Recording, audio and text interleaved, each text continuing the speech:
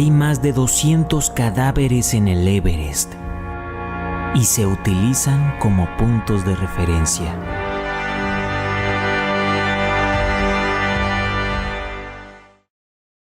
El monte Everest es la montaña más alta del mundo, con una altura de 8.848 metros sobre el nivel del mar. Localizada en el Himalaya, marca la frontera entre Nepal y China. El clima es extremo. En enero, el mes más frío, la temperatura promedio en la cumbre es de 36 grados bajo cero, pudiendo llegar incluso a los 60 grados bajo cero. En julio, el mes más cálido, la temperatura promedio en la cumbre es de 20 grados bajo cero. Si a eso le sumamos el viento, la sensación térmica es mucho mayor. A partir de los 8.000 metros, se entra en lo que se conoce como zona de la muerte, una zona donde la aclimatación es casi imposible. La cantidad de oxígeno respirable es 1/3 de lo habitual y se necesita la utilización de botellas de oxígeno. Aunque existen algunos casos en que han alcanzado la cumbre sin la ayuda de este.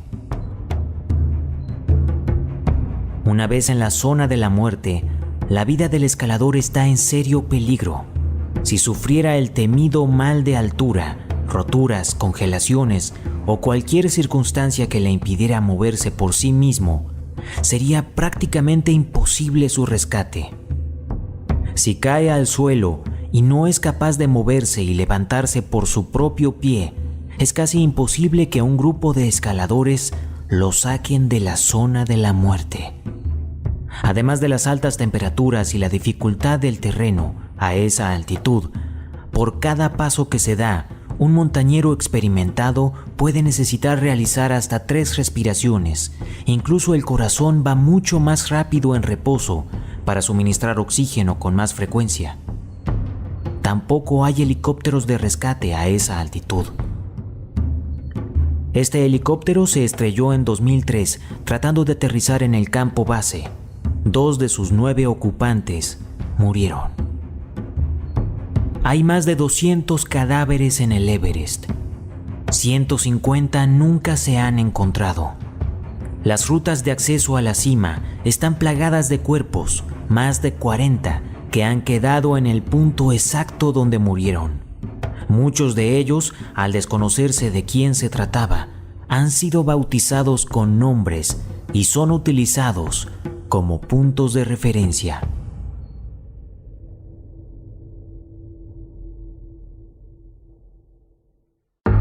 Peter Boorman desapareció en 1982 y fue encontrado 10 años después, sentado. Se le reconoció por su ropa. Quienes toman la ruta sur se topan necesariamente con él. 2 nepalíes trataron de rescatar su cuerpo y murieron en el intento. El Saludador es uno de los cadáveres más conocidos y uno de los primeros con el que se encuentran en la ascensión. Fue apodado así porque el cadáver parece saludar con sus brazos. Se encuentra allí desde el año 1997. Botas Verdes. Otro cuerpo bastante conocido en la ruta sur, apodado así por el vistoso color verde fosforito de sus botas. Se trataba de Sevan Paldor, un alguacil indio que murió de frío el 11 de mayo de 1996. Aquel día murieron otras 7 personas. Paldor ascendía junto a otros compañeros a 450 metros de la cumbre cuando fueron sorprendidos por una fuerte ventisca. 6 miembros del equipo decidieron regresar, pero Paldor siguió adelante con 2 compañeros. Su cuerpo fue encontrado en la llamada Cueva de Roca. Todos los que acceden por la ruta sur tienen que pasar por su lado sorteándolo a menos de 1 metro, siguiendo las cuerdas que se ven en la foto. David Sharp. Al lado de Botas Verdes se encuentran los restos de David Sharp, un caso que ha escandalizado e indignado a la comunidad alpinista. El 15 de mayo de 2006 realizaba su tercer ataque a la cumbre. Pagó solo $6,200 por viajar con Asian Trekking hasta el campamento base y desde allí realizó varias acometidas en solitario. Sin oxígeno, sin sherpas, sin guías, sin radio, sin medicamentos o cualquier otro soporte vital. Subía con lo puesto. No se sabe si era con la intención de batir algún récord. Tampoco se sabe si logró hacer cima o no. El caso es que en su descenso, a última hora de la tarde, se vino abajo y se sentó al lado de los restos de botas verdes. Estuvo agonizando mientras otros escaladores descendían pasando por su lado sin ni siquiera detenerse. E incluso decenas de escaladores de una expedición comercial pasaron por delante de él sin pararse. A la 1 de la mañana se encontró con una expedición liderada por Mark Inglis, especialista en alta montaña que perdió ambas piernas por congelación en 1982 y que ahora se disponía a subir el Everest con unas prótesis metálicas. Sharp todavía mostraba signos de estar vivo e Inglis pidió instrucciones por radio. Su director en el campamento base le ordenó continuar el ascenso y prestarle ayuda al descender. Este hecho creó una grandísima polémica por los intereses comerciales que existen en el Everest. Los clientes contratan a un guía y unos sherpas para subir y pagan por conseguir hacer cima. Ese es su principal objetivo, y no la de socorrer a terceras personas. 9 horas después, el guía Jamie McGuinness y el sherpa Tagwa, tras hacer cumbre, trataron de levantar a David Sharp, severamente dañado por las congelaciones. Le proporcionaron oxígeno, pero no surtió efecto, y finalmente se vieron obligados a abandonarlo. Los miembros de la expedición llevaban cámaras en sus cascos, donde se recoge en video una breve conversación con Sharp. Mi nombre es David Sharp y estoy con Asian Trekking. Tengo mucho sueño. Francis y Sergei Arsentiv.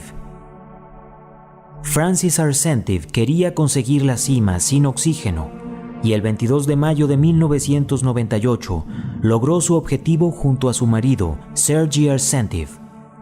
Antes de partir, pidió permiso a su hijo de 8 años para la aventura. Durante el descenso, la pareja se separó sin darse cuenta en la oscuridad de la noche. Sergei llegó al campamento, pero su mujer no. Al enterarse, recogió varias botellas de oxígeno y volvió a buscarla. La mañana del 23, una expedición encontraba a Francis a unos pocos metros de la cima. Se encontraba semi-inconsciente y con síntomas de congelación. Tras suministrarle oxígeno, intentaron arrastrarla, pero les resultó imposible y se vieron obligados a abandonarla. Llegando al campamento, se cruzaron con Sergei, que subía a rescatarla. Fue la última vez que fue visto con vida. Al día siguiente, 2 escaladores sudafricanos se encontraban con Francis en el primer lugar donde lo hizo el día anterior la otra expedición. El piolet y la cuerda de Sergei se encontraban cerca, pero no había rastros de él. Los sudafricanos cancelaron de inmediato su ascensión. Kathy O'Dowd contó que Francis no dejaba de repetir entre sollozos que no la abandonasen. Tras darle asistencia durante más de 1 hora, Kathy y su equipo se vieron obligados a abandonarla, escuchando sus súplicas mientras se alejaban. Francis murió por congelación. El grupo, que se vio obligado a abandonarla, regresó 8 años después para encontrar su cuerpo y cubrirlo con la bandera de su país. El cuerpo de su marido, Sergei, fue encontrado 1 año después por la expedición Mallory and Irving. Se precipitó por la ladera a pocos metros de alcanzar a su mujer. Bruce Harrod. Kathy O'Dowd, la mujer que encontró a Francis Arsentiv, tuvo una experiencia similar anterior cuando descendía de su primera cumbre. Se encontró con Bruce Harrod, un conocido escalador que ascendía muy lentamente. Al cruzar unas palabras con él, el equipo de Kathy se dio cuenta de que no se encontraba bien y que se había hecho tarde para seguir subiendo. Pero Harold, afectado por la euforia que provoca la hipoxia, no se dejó convencer y continuó la ascensión. Pasada las 5 de la tarde, Harold llegó a la cumbre, se autorretrató y llamó al campamento base, donde todo el equipo, incluida su mujer, le instaron a bajar lo antes posible. 2 horas después, se perdió su rastro. Posteriormente se recuperó la cámara y la mujer reveló la foto que le costó la vida. Shreya Shackleton. Shreya, alpinista canadiense de 33 años, murió en mayo de 2012 junto a otras 2 personas. Se cree que los 3 murieron por agotamiento y mal de altura. Se produjo uno de los temidos atascos en la montaña y los escaladores siguieron subiendo hasta las 14:30, una hora demasiado tarde. Con el tráfico, los escaladores esperaron demasiado para alcanzar la cumbre y sometieron su cuerpo a la altura más tiempo del debido. Muchos de ellos llevaban una pequeña cantidad de oxígeno, sin contar con el tiempo de espera, dijo un Sherpa. Los Sherpas encontraron el cuerpo de la mujer a 8.300 metros de altura. En esta ocasión, lograron bajarlo hasta el campamento 2, a 6.500 metros de altura, donde fue transportado en helicóptero.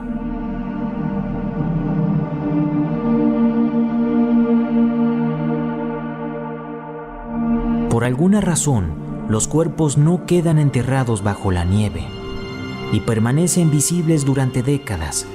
Tal vez sea por las fuertes ventiscas que limpian la nieve que cae sobre ellos antes de cuajar, o quizás por los colores de sus ropas que atraen mejor la luz, ofreciendo el suficiente calor como para que la nieve no cuaje.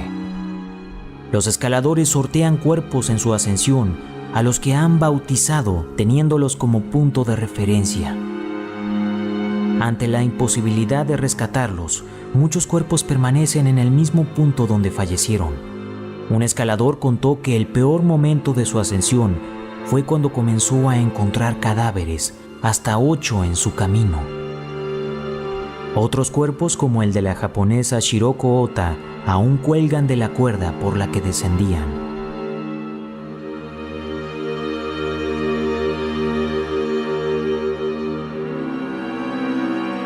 Sin embargo, hay casos tan extraordinarios que aún hoy día no se le han encontrado explicación, como el de Lincoln Hall. Lincoln Hall. A Lincoln Hall, la prensa lo bautizó como el muerto viviente del Everest.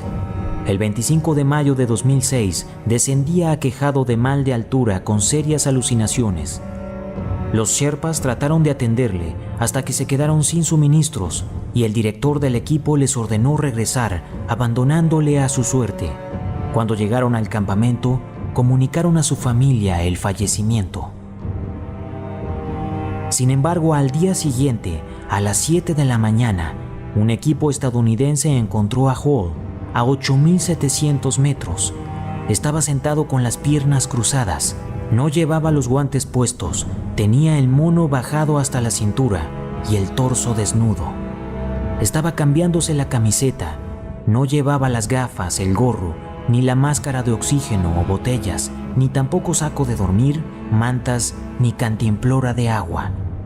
Tan solo acertó a decir: "Le sorprenderá verme por aquí".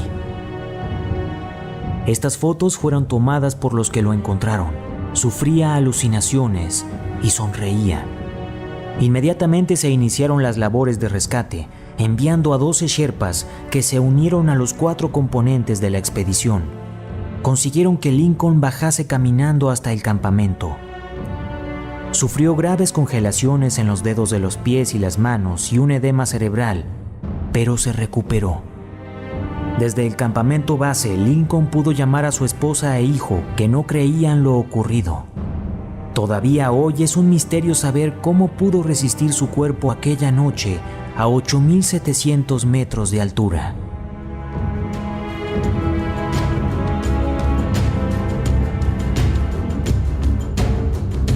No hay que olvidar que 1/3 de los muertos en el Everest eran sherpas.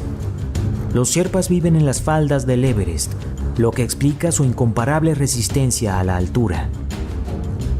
Alrededor del Everest viven algo más de 12,000 sherpas, bendecidos por el boom turístico que estalló tras la conquista del techo del mundo en 1953 por Edmund Hillary y el sherpa Tenzin Norgay.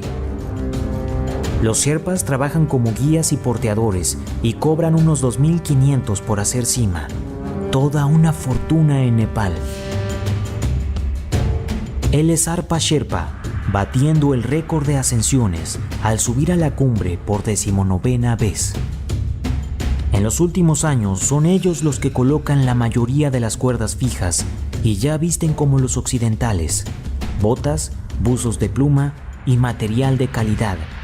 Reconocen que no escalan montañas por el placer que mueve a los occidentales, sino para ganarse la vida y salir de la miseria que hay en su país.